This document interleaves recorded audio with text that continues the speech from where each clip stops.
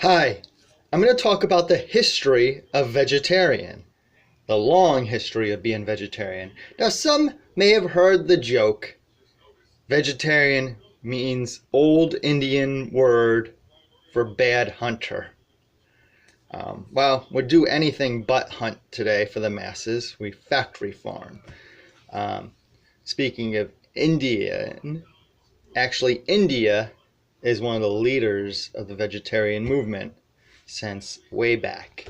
Now, I'll give you a brief rundown of the history, though, first. And my sources are EBSCO, Host Connection, which is an unbiased source for many issues, allcreatures.org, and buddhistnet.net, which is an educational association about Buddhist studies, Dharma and such as well.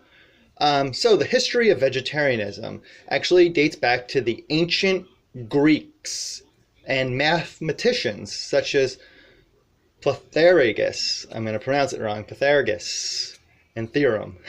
Pythagoras. Socrates, Apollonius, and philosophers of Plato were believed to be vegetarian from his writings. Plato, that is Plato. The other ones, Pythagoras, Socrates, and such, the ancient Greek mathematicians were confirmed to definitely be vegetarian. Plato was believed to be from his writings. And then he had authors such as Alexander Pope from 1688 to 1744, and Voltaire from 1694 to 1778. So he lived a good long life, over 80 years. And in 1792, Percy Shelley was one of the first to, in America and such, to speak out for animal rights purposes as well. But even dates back further than that. Benjamin Franklin in 1706, from 1706 to 1790, was the most well-known in America.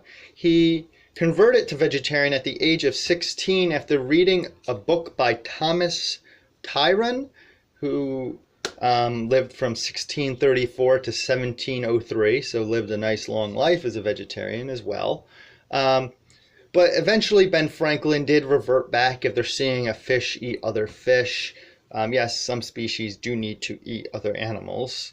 We are not one of them. We do not have claws in our teeth, digestive systems to eat raw roadkill or whatever. And we're the only species that drink bodily fluids or milk beyond infancy. But at the time, he reverted back after seeing a fish eat another fish. And that was Ben Franklin. India has the very long tradition of nonviolence. Like we know, Gandhi was one of the most reverend Buddhist vegetarians. You have Hindus and Jains as well.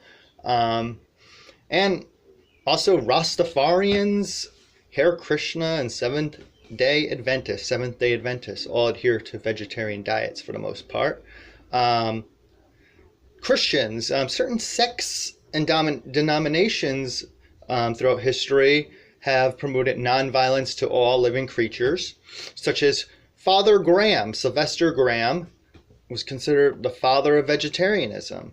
You may have heard of graham crackers. Yes, that's because he also was an advocate against white processed flours as being unhealthy, and we actually know that today, to this date. So every time you eat a graham cracker, think of Father Graham, the father of vegetarianism.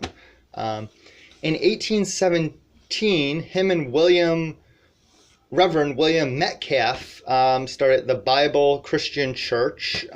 They were founders in 1850 of the American Vegetarian Society in 1850.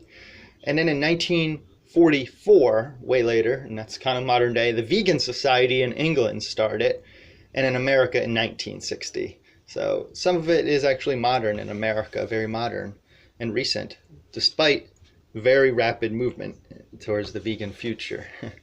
Or maybe it will be lab-grown meat future, because that's sustainable too and ethical. But anyways, Buddhism, let's get back to Buddhism. and such. There's up to 600 million Buddhists today worldwide, and many do adhere to a vegetarian diet. The Dalai Lama has supported it as well. The original Buddha, well, it wasn't, but had dabbled with it. So, in 1971, Francis Moore Lappe wrote the book Diet for a Small Planet. And it was read by millions worldwide too. And it also first introduced the idea that meat could end world hunger, which is true. Most of our crops feed force-bred animals, factory-farmed animals. And it takes about 16 pounds of our crops for just 1 pound of meat in return. So it's a massive source of food waste in modern day. While people go hungry, force-bred animals are well fed most of our crops and poop most of it out or burn it off just living in these nasty factory farms. Look up a factory farm video. Modern day factory farms started dating back to 1920, but really took off in the 1960s, especially for birds, which people eat about 37 land animals a year and 35 are birds. And nearly all come from sick factory farms.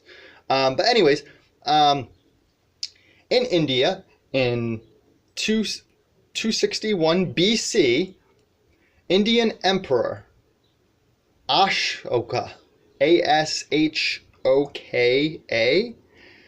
Indian Emperor, was a ruthless emperor who promoted war, and when he seen some deaths in the military, he had grief and a second coming and decided to become Buddhist and more peaceful.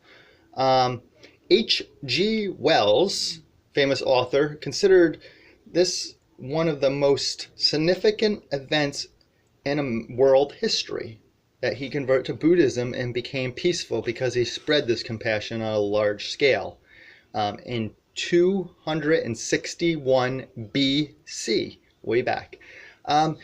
His compassion in Buddhism led him to being kinder and supporting animal rights laws. These were some of the first animal rights laws dating back to 261 BC. They stopped the royal hunt and sacrifices of animals, the 6 sacrifices, killing for food in royal kitchens. He went vegetarian, made it illegal to kill parrots. They're very smart birds that can talk. We underestimate most animals as they have their own communications though. So made it illegal to kill parrots, duck, geese, bats, turtles, squirrels, monkey, which is our closest relative, 99% DNA, and rhinoceroses. Now I don't know why he picked those animals, but he did.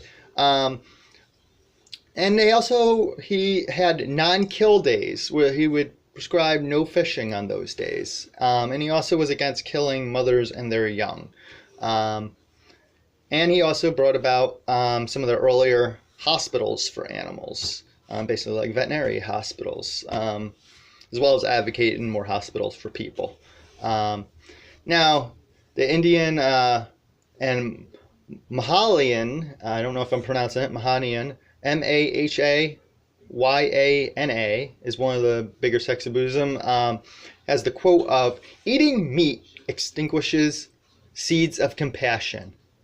And they propose live and let live type of philosophy. So, that is the long history of vegetarianism from America to India, and there's many around the world in different cultures, from Asian and such, Vietnamese, Buddhists and such, all over the world, 600 million, and many prescribe, or the majority prescribe to a vegetarian diet. And this was dating back, again, to Indian Emperor Ashoka, Ashoka, in 261 BC. And some of the other leaders I mentioned, like Francis Moore Lappe, in more recent times, Father Graham of the church, Christian church, Gandhi, Benjamin Franklin, and Alexander Pope, Voltaire, Pythagoras, and Socrates. So, talking about from ancient Greek times all the way to modern times, the Vegan Society in the 1900s and such. So, long history of vegetarian, as my shirt says. VEG*AN, vegetarian and vegan, since 2002. Still waiting on a good reason not to be. Buddhists have been for thousands of years, as other cultures. So, what's the reason? Still waiting on a good reason not to be.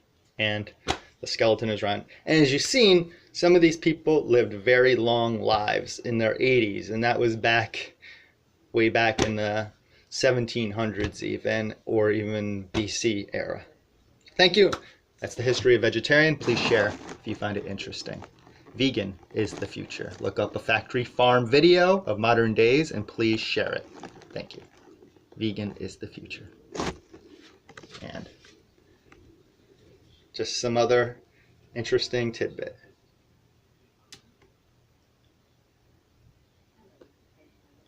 Yes, meat equals world hunger and massive food waste. And Einstein and many other greats, Da Vinci, Van Gogh, prescribed to a vegetarian diet and supported it. Einstein is quoted as saying, it's one of the most important things, the evolution of a vegetarian diet. Thank you.